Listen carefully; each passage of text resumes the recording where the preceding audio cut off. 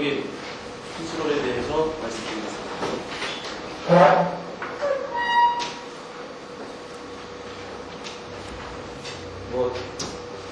저보다 다 훌륭하신 연구자분들인데 괜히 속된 표현으로 뻔데기 학교도 주름 잡는 거 아닌가 생각이 드는데 질문 하나 드리겠습니다. 질문의 요지는 여러분도 잘 알고 계시는 것처럼 결정화법이라고 하는 게 화학산업 쪽에서 가장 오래된 공정 중에 하나라고 알고 있습니다. 이 결정화법이 과연 21세기에도 어떤 첨단 기술로서 존재할 수 있을 것이냐. 그게 사실은 제가 이런 의문점을 갖게 된 거는 이 결정화법을 통해서 파티클 디자인한다는 게 제 전공이라고 생각을 하는데 요즘 하도 다른 분야 쪽이 너무 많이 뜨니까 제 자신을 단련한다고 할까요? 그런 의미에서 이런 질문을 감지를 못하겠습니다. 여러분들이 한번 고민해 보시죠. 저는 개인적으로는 이 결정화법이 사이즈 디스트리뷰션이라든지 폴러지 등의 응용뿐만 아니고 요즘 새롭게 존재하는 폴리모피즘이라든지 아니면 퓨어리티 문제도 동시에 해결할 수 있는 기술이기 때문에 살아남지 않을까 이런 생각을 하고 있습니다. 결정화법을 했다는 사람들은 대부분 크리스탈라인 칼슘 카보네이트에 대해서는 한두 번쯤은 소멸된 것이라고 생각하고 있습니다. 잘 아시는 것처럼 칼슘 카보네이트는 지구상 자원 중에 풍부한 지하자원 중에 하나이고 가장 큰 특징으로 하는 것은 한 세 가지 종류의 폴리모피스가 존재하고 있습니다. 큐빅한 칼사이트라든지 구형의 바테라이트 아니면 침상 형태의 아라고나이트가 존재하는데 이 중에서 칼사이트가 연료값으로 가장 안정한데 현재 칼슘 카보나이트가 좀 첨단 재료로서 사용되지 못하는 것은 이 세 가지가 아직 분리하는 문제가 아직은 덜 해결됐기 때문에 아직까지도 관심의 대상이 되고 있습니다. 일반적으로 지금까지 칼슘 카보네이트 크리스탈리제이션 법에 있어서는 크게 두 가지가 있는데 현재 저희가 오늘 발표할 내용에 저희가 썼던 칼슘 CaCl2하고 Na2CO3를 액에 반응시키는 방법하고 아니면 CaOH2에다가 CO2 가스를 불어넣는 가스 리퀴드 리액션이 가장 많이 상용화되고 있습니다. 이런 칼슘 카보네이트 결정화법에 있어서 폴리모피즘에 가장 크게 영향을 미친다고 하는 인자들이 대충 정리해보면 바퍼드라든지 아니면 솔루션의 폐합, 솔루션의 조성, 에디티브라든지 아니면 템퍼러처가 폴리모프라든지 아니면 트랜스포메이션 레이트에 영향을 많이 미치는 것으로 나타나 있습니다.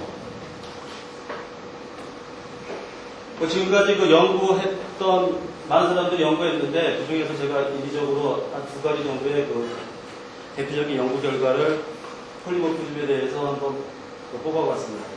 하나는 타이하고 첸 대만 교수가 한 건데 이 친구들은 폐하 변화에 따른 폴리모피즘의 변화에 대해서 살펴보았고 또 한 친구는 코지마라고 일본 분인데 온도에 따른 폴리모픽 레이쇼의 변화에 대해서 살펴보았습니다.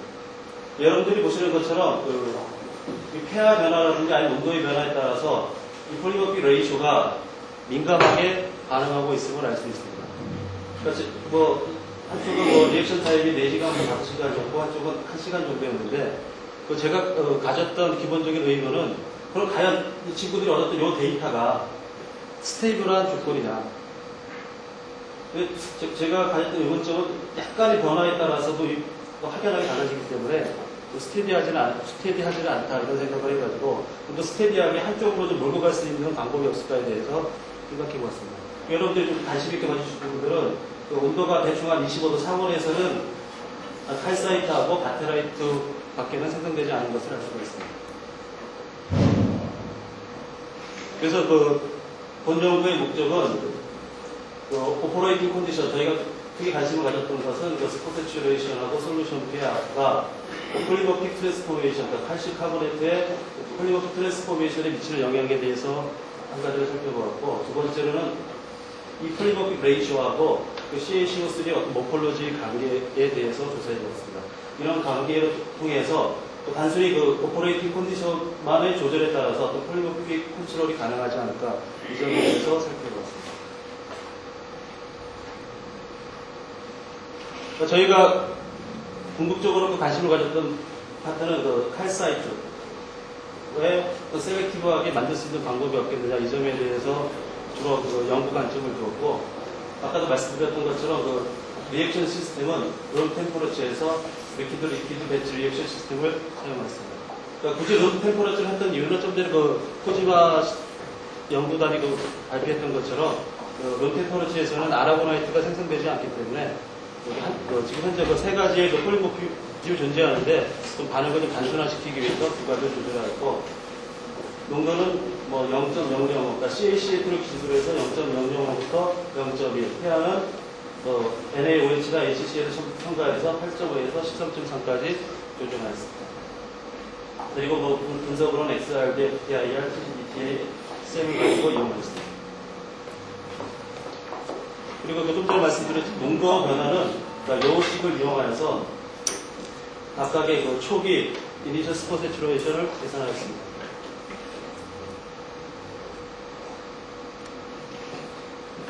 그러니까 본 그림이 그 제가 연구했던 분야에 가장 의미가 있지 않을까 그런 분야인데 이런 내용들이 뭐 이러한 페이퍼들에 나왔다는 건 아니고 제가 이런 페이퍼를 기준으로 해가지고 룸 템퍼러처에서 칼사이트 포메이션은 이런 식으로 일어나지 않을까라는 메커니즘을 작성한 것입니다. 뭐 간단히 살펴보면은 CA2 플러스 이온하고 CO3 마이너스 이온이 만나면은 다이렉트로 결정 형태의 CaCO3가 생기는 것이 아니라 암을 플러스 칼슘 카보네이트가 생기는 것으로 되어 있습니다. 이게 이제 또 생긴 ACC로부터 칼사이트는 두 가지 반응 메커니즘을 통해서 최종적인 칼사이트로 가게 되는데 첫 번째가 ACC의 디솔루션입니다. 보시는 것처럼 ACC로 갔다가 이미에 프랙션의 칼사이트가 생기고 나머지 N만큼의 바테라이트가 ACC로 생성되게 되겠습니다. 그럼 최종적으로 칼사이트의 완성은 바테라이트의 리크리스탈리제이션의 속도에 따라서 최종 단계에 접어드는데 저희가 생각했던 것은 만약에 반응 조건 중에서 요 N의 ACC로부터 생성되는 바테라이트의 양을 조정할 수 있으면 좀 더 그 셀렉티브하게 칼사이트 포메이션으로 가지 않을까 이런 생각을 하고 있고 리액션 타임에 따져보면 ACC가 생성되는 까지의 시간은 보통 원스테이블 그 다음에 바테라이트와 칼사이트가 존재하는 시간은 메타스테이블 그 다음에 칼사이트가 존재하는 시간은 스테이블하다고 하는데 일반적으로 그러니까 이런 친구들의 연구 결과에 따르면 요 파트 3과 4, 요 사이가 아마 속도 결정 단계가 아닐까 이렇게 예측하고 있습니다.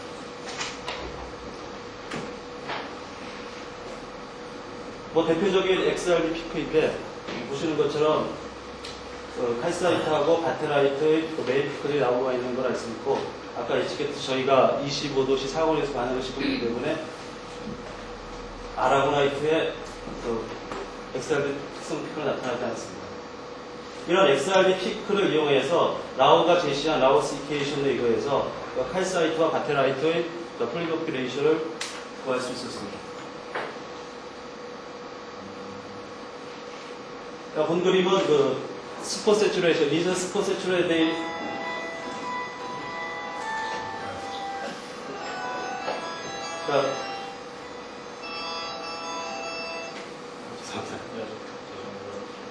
초기 가파 농도가 폴리모픽 레이쇼에 미치는 영향에 대해서 살펴보겠습니다.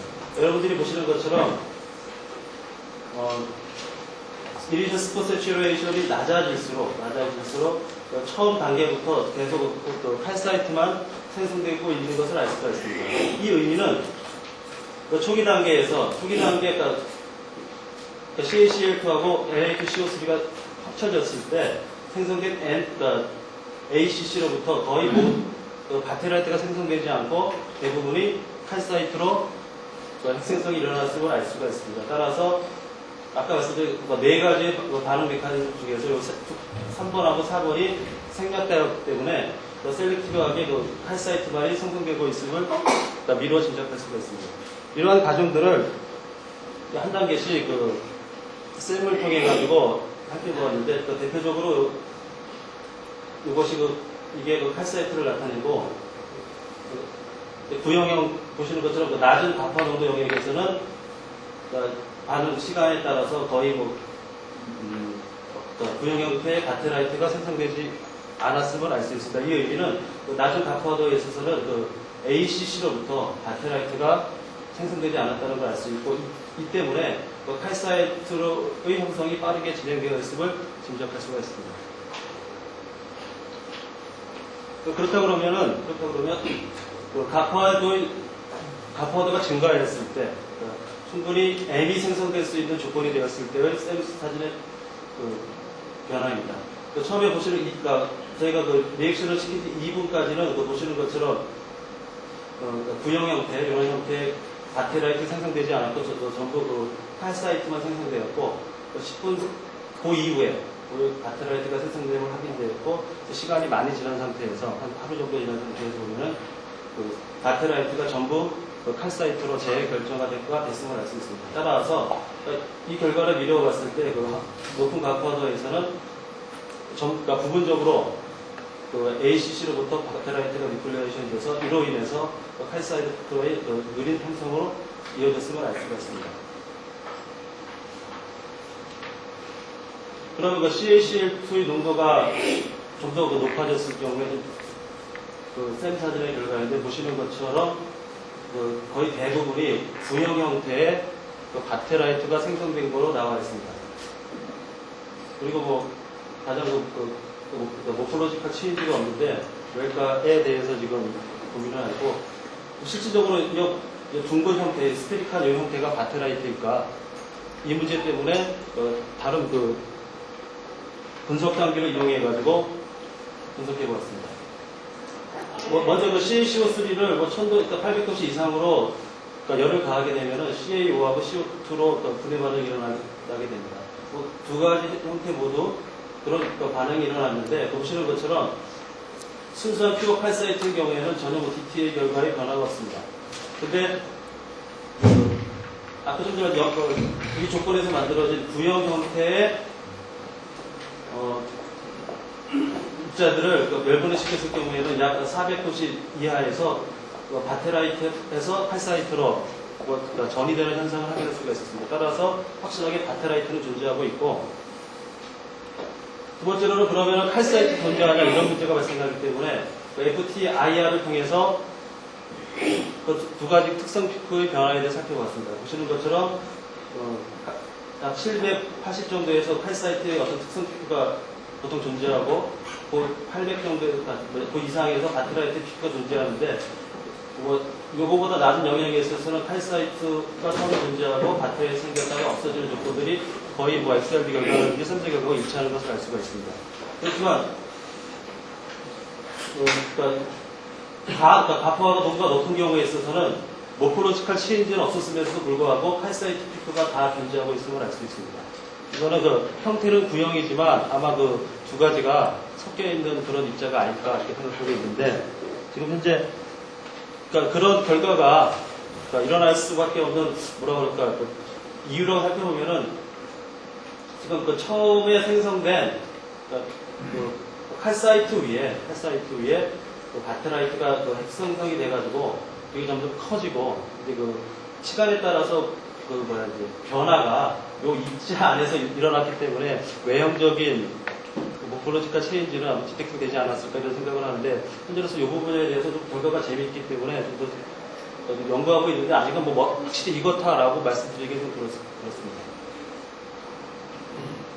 그리고 아까 말씀드렸던 것처럼 가파 농도가 일정한 케이스에서 pI 변화에 따른 폴리모피즘의 변화를 살펴본 것입니다. 보시는 것처럼 pI가 높아질수록 칼사이트가 선택적으로 생성되고 있음을 알 수가 있습니다.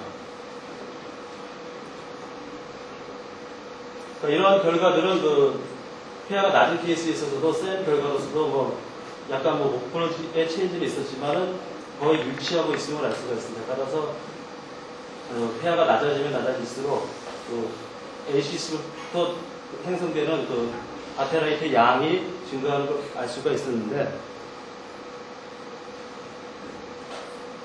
그럼 NaOH가 첨가된 케이스가 폐하가 이렇게 높은 케이스에서도 아까 말씀드렸던 뭐 그런 같은 메커니즘으로 가느냐, 그걸 알아보기 위해서 XR도 찍어봤습니다. 보시는 것처럼, 아까 보셨던 것처럼, 뭐 에디티브가 없는 상태에서는 단순하게 칼사이트하고 바테라이트 두 가지의 피크만이, 그러니까 나타나고 알 수가 있었는데, 그 NaOH가 첨가된 케이스에 있어서는 바테라이트는 존재하지 않고 새롭게 그 CaOH 피크가 생성되었다가 약 30분 전에 완전히 소멸됨을 알 수가 있었습니다. 그러니까 뭐 기타 다른 조건에 있어서도 뭐 XRD 피크를 전해해 보았는데 대충 한 30분 이내에서는 그 CaOH 피크가 존재했다가 사라지는 걸 알 수가 있었고, 따라서 그 가퍼가 NaOH가 첨가된 케이스에서는 그 칼사이트 형성이 바테라이트의 재결정하라기보다는 그 CaOH의 재결정하기 위해서 형성됨을 알 수가 있었습니다. 그리고 뭐 재미있는 것은 그 가파도가 NaOH가 첨가된 케이스에 있어서는 좀 전에 보셨던 그 샘 사진들은 대부분 그 사이즈 단위가 미크론 단위인데 보시는 것처럼 나노 사이즈 형태의 칼사이트가 생성되는 것을 알 수가 있었고, 뭐 여러 가지 실험 조건들이 있지만 뭐 CO3와 OH의 농도비라든지 아니면 뭐 배풀이 있다든지 없다든지 아니면 RPM에 따라서 약간 뭐 사이즈의 변화가 있긴 하지만 대충 한 최저 한 50나노로부터 한 200나노 이하에서 그 파티클들이 만들어짐을 알 수가 있었습니다. 뭐 이상의 결과를 통해서 다음과 같은 결론을 얻을 수가 있었고, 그래서 그러니까 충분히 선택적인 폴리머피의 변화를 오퍼레이팅 컨디션만 조절한다고 해서도 알 수, 그러니까 컨디션을 컨트롤 했으면 알 수 있었고, 마지막으로 개인적으로 그러니까 이분들이 제가 결정을 할 수 있게 눈을 뜨게 해주셔서 뭐 당사자분들은 안 계시지만 이 기회를 통해서 감사드리는 마음으로 한 장 더 올리게 되었습니다. 이상입니다.